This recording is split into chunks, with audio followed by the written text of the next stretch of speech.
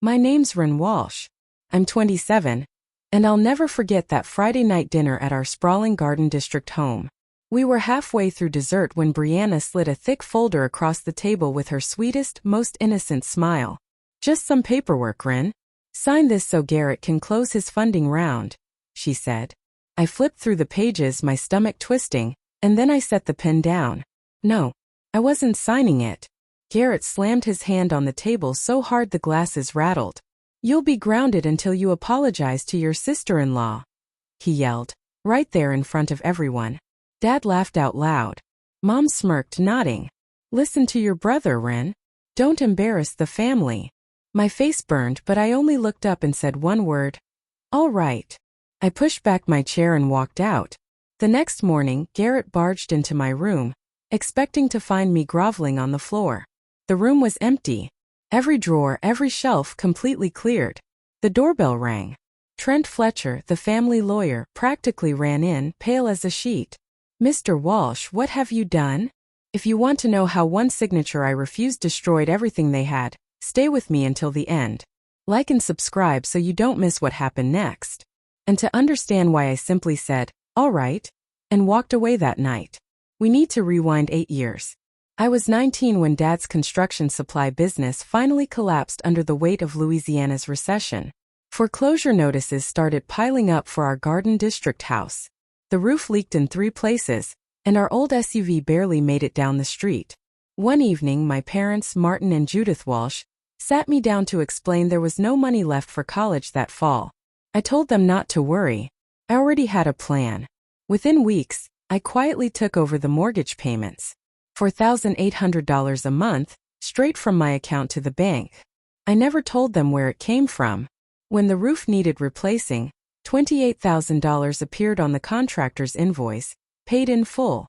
When the SUV finally died, a brand new black Tahoe appeared in the driveway the following weekend, complete with a bow.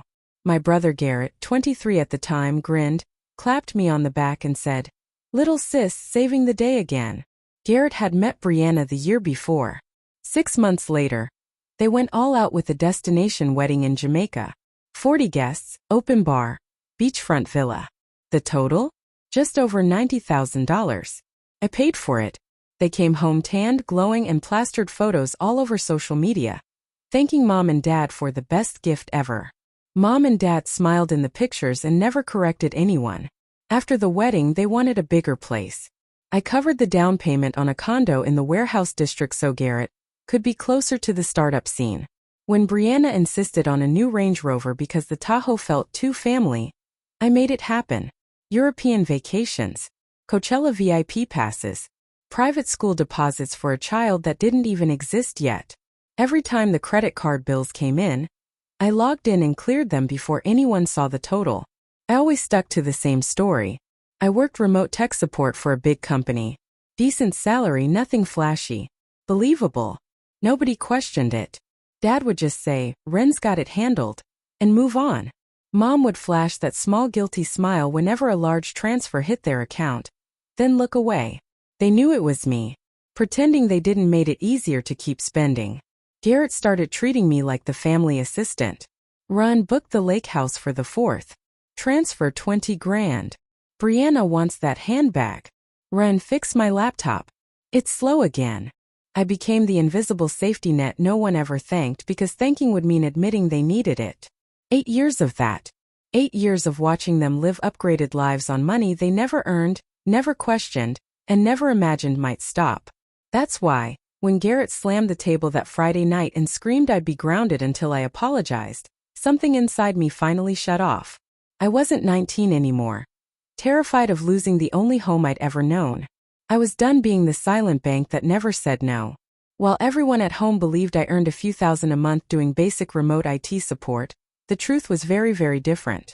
6 years ago, at 21, I launched Aegis Cyber. I started from my bedroom with nothing but a hand-me-down laptop and an idea for a next-generation firewall that could predict attacks before they even happened. I personally wrote the first lines of code, filed the patents through a blind trust, and made sure my name never appeared on any public record. Within just 18 months, we landed our first enterprise deal with a Fortune 500 bank. By the 3rd year, The company's valuation had soared to $400 million. Last quarter, the board approved a new valuation of $1.7 billion. And I still hold 68% ownership. Our headquarters is in a repurposed warehouse in the district just 10 minutes from the Garden District home where I grew up. Every morning, I pull up in the same dented 2012 Civic I bought in college. Showing up in a Lamborghini at 27 would have raised questions I never wanted to answer. I wear jeans and hoodies, keep my hair in a messy ponytail, and tell anyone curious that I'm just another dev. Most days I work from a spare bedroom at home, so nobody notices my absence. Ryder Coleman, my business partner, is the only one who knows the full story. He handles the public face of the company, interviews, handshakes at conferences, signing term sheets, while I stay behind the scenes writing code and shaping strategy. We decided early on that staying anonymous was the smartest move. Investors want a charismatic frontman. They don't need to know that the real mind behind the algorithms is the quiet girl in sneakers. About a year ago, Garrett approached me with his own cybersecurity startup idea. He had mock-ups, a pitch deck, and plenty of confidence. The product was decent but lacked a critical encryption layer. I spent 3 late nights rewriting the core firewall module for him. Of course, free of charge, because that's what little sisters do. He slapped his company logo on it, called it proprietary, and started pitching it to venture funds. That module became the centerpiece of his $90 million raise. The contract his lawyers drafted listed a mysterious lead architect, a third-party consultant whose signature was required for final security certification. That consultant was me. I never expected he would try to turn my own work against me. When Ryder sent me the term sheet 3 weeks ago, and I saw my code labeled as Garrett's intellectual property, a cold weight settled in my chest.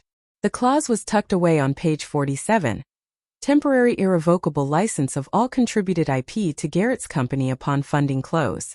In plain terms, one signature and everything I had built for him would legally become his forever. I didn't sleep that night. Instead, I dug into the server logs, retrieved every commit history, and quietly moved the master keys to a new offline vault only I could access. Ryder asked if I wanted to confront Garrett. I said no. Let them think I'm still the same Ran who footed the bill for destination weddings and European vacations without a second thought. Let them keep underestimating me until the exact moment it costs them everything. That moment was coming faster than they knew. 3 weeks before that fateful Friday dinner, Garrett started acting like the money was already his. Every night, he'd corner Dad in the study, waving printed term sheets, talking about post-money valuation multiples, and how this round would finally put him on the map. Mom lingered in the doorway, wearing that proud smile she reserved only for Garrett. Brianna kept posting cryptic Instagram stories hinting at big things, tagging luxury real estate accounts in Miami and Aspen. They were already spending the $90 million in their heads.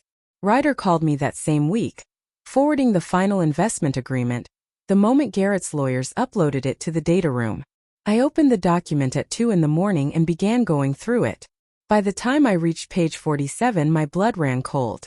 Clause 14, Section 7, demanded a final security certification signature from the original lead architect of the firewall module. That architect was identified only by an anonymized consultant ID. I recognized that ID instantly because I had created it myself on the night I helped Garrett.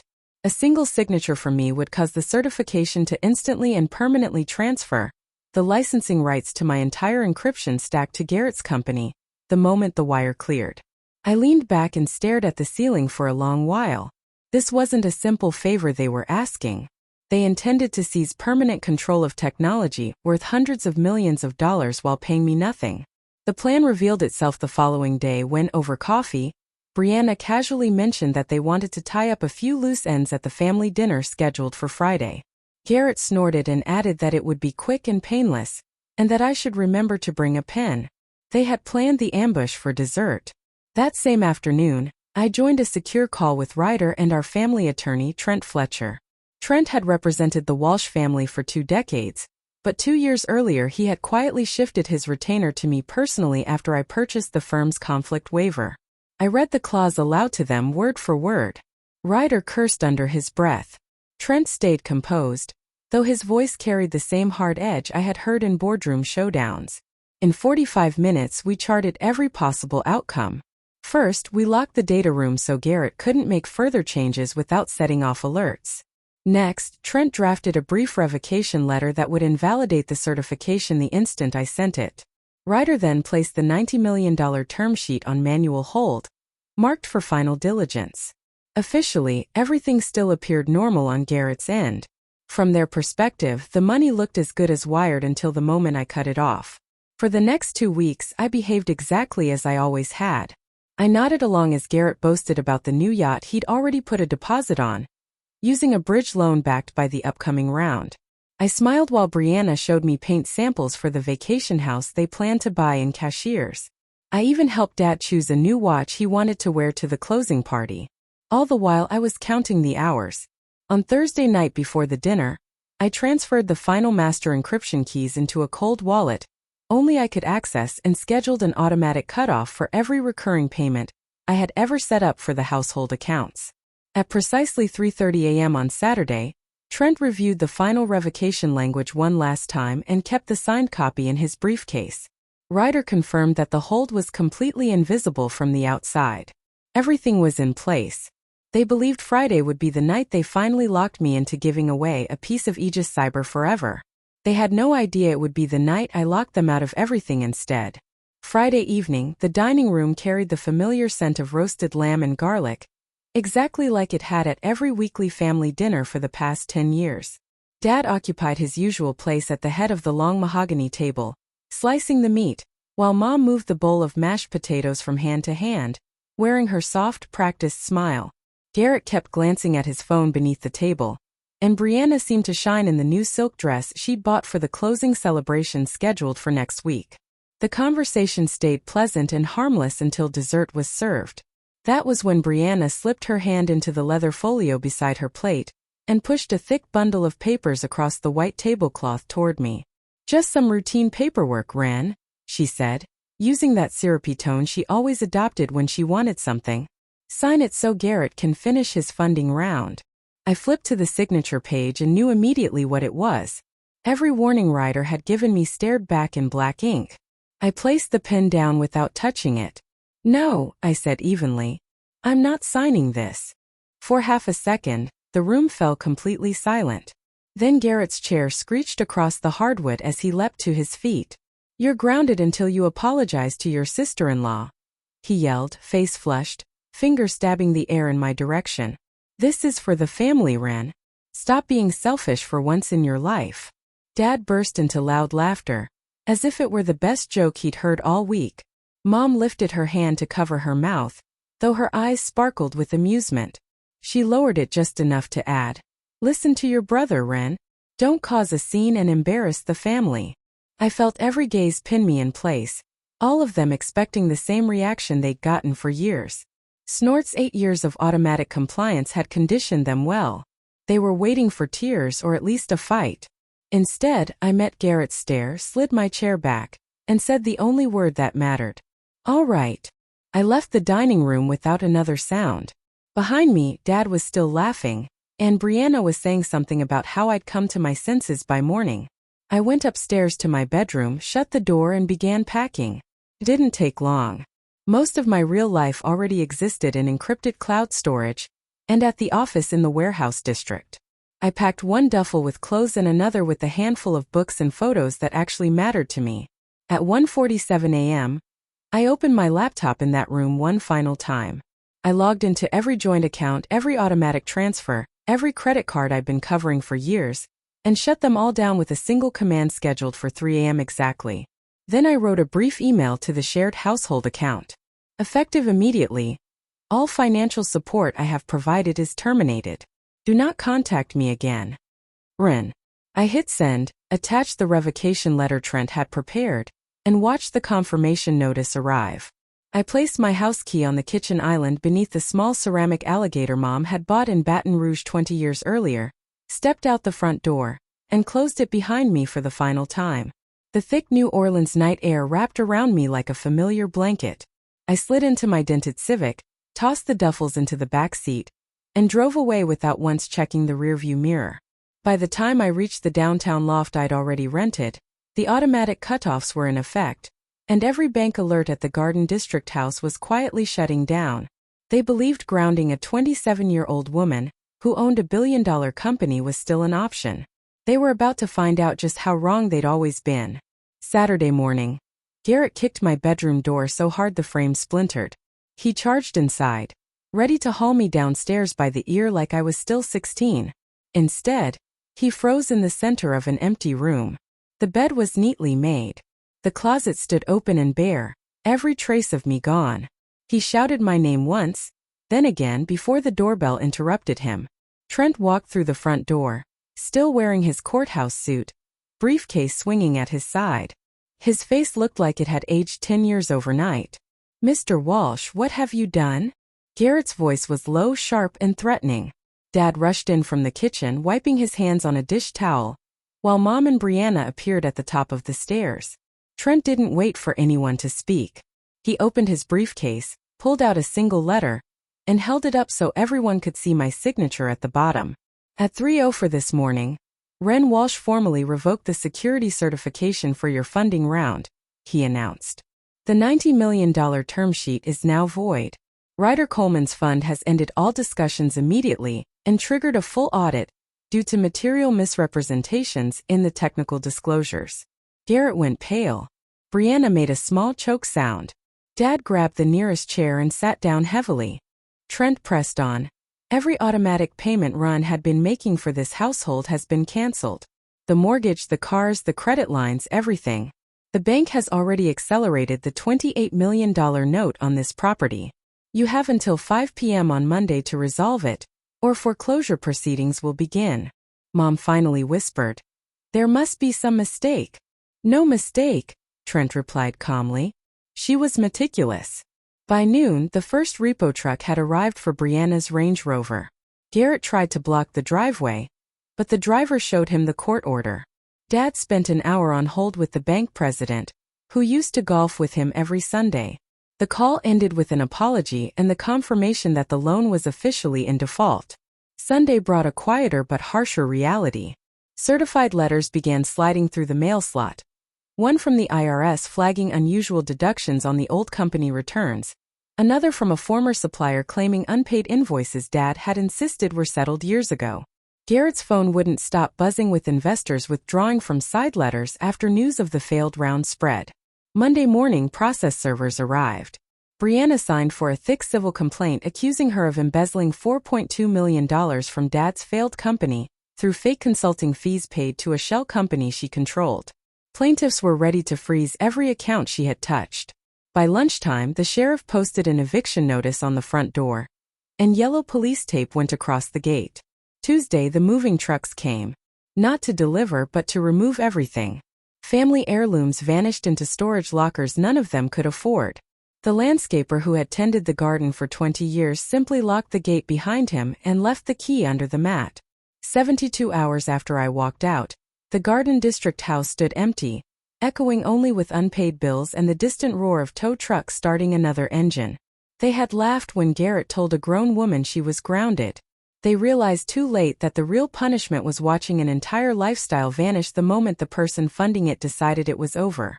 10 months later, I stood on the 48th floor of the new Aegis Cyber Tower in downtown New Orleans, watching barges drift down the Mississippi far below. That morning, I had signed a $300 million strategic partnership with one of the nation's largest defense contractors. The valuation hit $4 billion. More than double what it had been the night I left the Garden District house. Ryder raised a champagne glass in the boardroom. The team cheered. I allowed myself a small smile before returning to the window. My phone had been quiet for weeks, but that hadn't always been the case. At first, the calls were relentless. Dad left voicemails that began in anger, shifted to bargaining, and ended in broken sobs about how they were losing everything.